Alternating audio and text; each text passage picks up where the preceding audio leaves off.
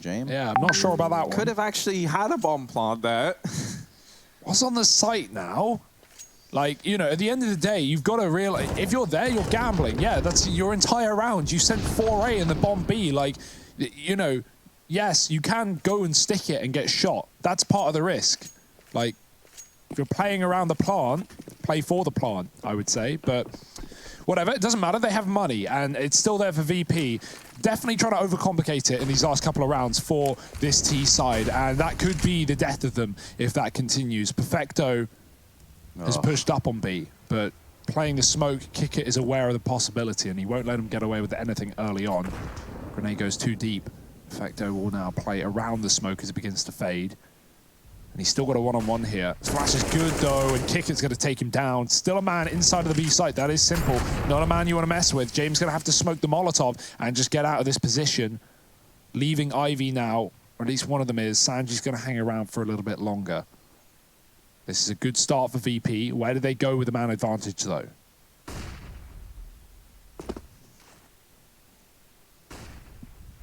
Yeah, we'll see a gamble rotation from Electronic over towards the B bomb site, rejoining with Simple here. And they're going to trade positions out. Simple playing the connector makes a lot of sense, right? He's got this AWP.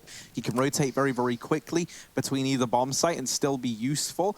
He'll set himself up over inside of A. Adrent looking to break these windows and throw some utility out. That's going to be that con smoke going down to help with this B-side push. Sanji does drop Flamey and Ivy, and that keeps this double stack over at the A-bomb site that much longer. The mollies, the smokes have all gone in towards B, but no push on the back of it. That leads Electronic to believe this is a fake. He sees that util, he sees a kill at Ivy, and Na'Vi go, well, no one's pushed. It's a fake, but it's not a fake. It's just VP going very, very slowly. And now they get that bomb planted. Yeah. And this should be a VP round. I don't even think Na'Vi want to risk attempting this, right? They know that the lifeline they've been given is not one they can throw away. And if they let the money be their downfall here on Train, a second comeback getting denied and ultimately losing this series, then that would be devastating. So they make this decision to go ahead, hold on to these weapons, and take them with them into the next round. But this will be a 12th on the board for VP. Yeah, VP just respect the smoke. That's all they do. They respect the smoke on ramp and they don't commit until that's faded. That's actually the right call, right? And I think Electronic, you know, he leaves B. Maybe he thinks it's A, but I think in another world, Na'Vi somewhat realize that they're going to get exec'd on and they just want to save 3 guns. If Electronic hangs around there and doesn't get a kill or just goes down instantly, that's a very costly round for Na'Vi. And so they do just save. Obviously, they could buy anyway, really. They could lose all their players and still afford. So it's not a huge worry for Na'Vi, but with VP finding the first rifle round on the T side, they can begin to build. Key player being Kicker with a kill in that round. But it's Sanji on the Ivy lug that I think that gets that big rotate kill that does force Electronic out of B and give VP that free sight. Now, 12-9, and the AWP still remains in the hands of Simple and Jame. We're going to see if we get that head-to-head. The smoke on E-Box has actually missed. It's gone on top of the lip of the brown train, and that shows legs, well, really on both sides. Got to be careful of that one. VP might not know about it. You know, commonly, the E-Box smokes, most people line them up with the sun, and that can be inconsistent. I do the same. Sometimes that smoke lands on top of the brown train. So you got to be very careful with how you throw that one. Luckily, VP aren't going to be playing into it, and we'll just take the bomb outside. I like to think that's a nice little life lesson from the CS devs. You know, you shouldn't look at the sun, of course. Of course not. Unless it's us over on Cash, looking right into it. And proving that it's a square sun. Yeah, nuke rather, but... Yeah, nuke. Yeah, Cash, my favorite Same, different map. Same, different. And now, Perfecto trying to deliver the same performance at this B site he did a couple of rounds ago, but this time it is different for Perfecto. He gets shut down. Electronic coming in on a very, very lengthy wrap all the way through the tunnels. From main, that catches Sanji off guard. He was meant to be keeping an eye on this pop rotation. That really does divide this site hole. Jame is now having to keep an eye on the flank, and that leaves Kicker all alone, essentially, to hold off the front line. And that's where Simple resides. You don't envy James' position here. What can he even do? The answer is nothing. The defuse comes in for Na'Vi, a 10th on the board as they look to make this comeback happen.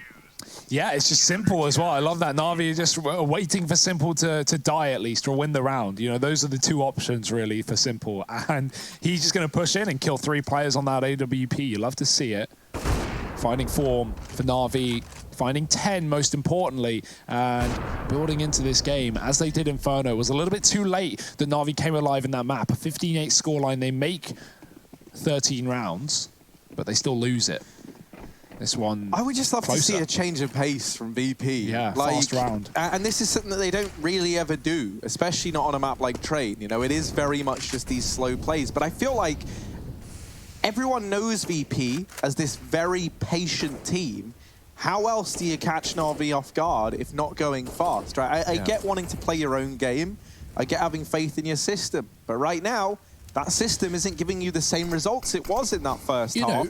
And so there might be a time in the future where we can look to see VP pick up the pace, just to even attempt it in one of these rounds. Na'Vi got 5 rounds in the T side. One of those was Electronic running out main, getting 3 kills, and then Na'Vi following him late.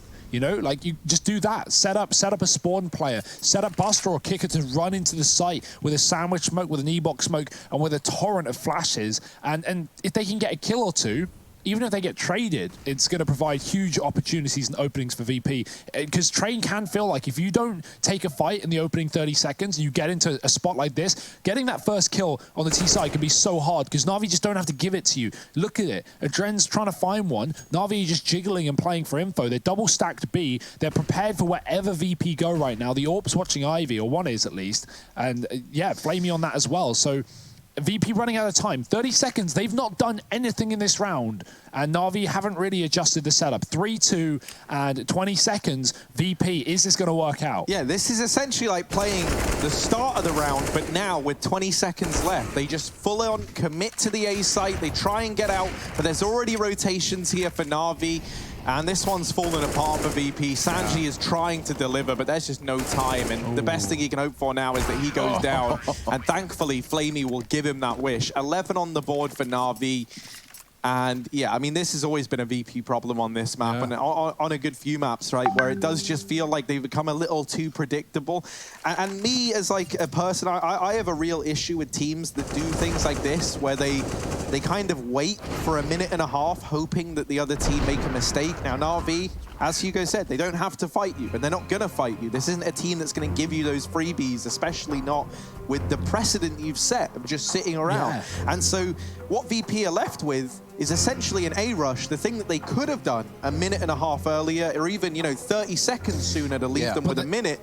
And they just run into a stacked bomb site. Yeah, and that's the difference, right? Na'Vi are close. Na'Vi are pushed up. They have Olaf. They have Sandwich. They have E-Box. They have all these lines of sight, and they know where people are watching and what they're watching. So they know about the crossfires. If you play that round off of spawn, you can catch Na'Vi off guard where they're setting up and they're trying to establish who's covering what. Now, on the other side of it, too, it's you know, not only you play against the clock there at the end of the round, you're also playing into a Navi that knows Virtus.pro looking for those fights. They're not giving them to him. So ultimately, Navi just also have that clock in the back pocket, sort of like all CTs do all the time on every map. This might be the faster B play. I don't think it's going to be a rush like immediately upon all 5 players getting here. I imagine they're going to wait it out, especially with Perfecto holding some utility. But no, they might just go right through. And I kind of love that. This is not what VP really do ever. Will it blindside Na'Vi? It does deal a lot of damage onto these players inside of the site. And a bomb plant could be found. That was until Electronic dealt with Jame running up on the rafters alone. Buster is now throwing into this in a 1v4, and he will get shut down. They get some presence in towards B. They have an opportunity for a bomb plant, but the bomb gets dropped at upper, and from that point onwards, the round kind of falls apart. Yeah. It was only pistols, and so I hope that wasn't the only foray into like a fast round that we see from VP before this game is said and done. Na'Vi are playing very passive on Ivy, where they're kind of just letting the Ivy lane go unaccounted for and watching it from the site or CT. VP, if they realize that, it would be a good round to try and, you know, get a heavy Ivy take, put a player at the top that can watch pop and leave them there and try and split A with that. You know, it's at least a way of going for this A site without necessarily rushing, while also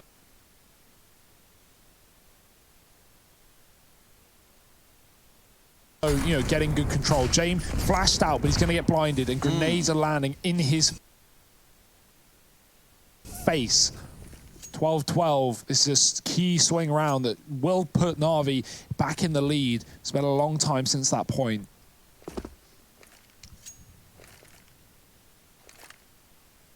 And VP just defaulting. 2 outside Ivy, 1 left there on his lonesome is Sanji. Players holding B and players above Pop. And LeBron James not able to find his way into a fight here. And on that 30 HP, really he's going to be starting at a deficit no matter where he goes. Boomich, he's going towards T-Con, and the fight's going to be given to him. Easy peasy. Buster was not expecting for Boomich to get in his face. And now what do you even do? VP have been smoked out of their own T-Con. They've been cut out of the one position that should be theirs. And Na'Vi with 40 seconds with a man advantage. VP are going to flash through this. And if they do, the bomb's going first. This could be a home delivery for Na'Vi.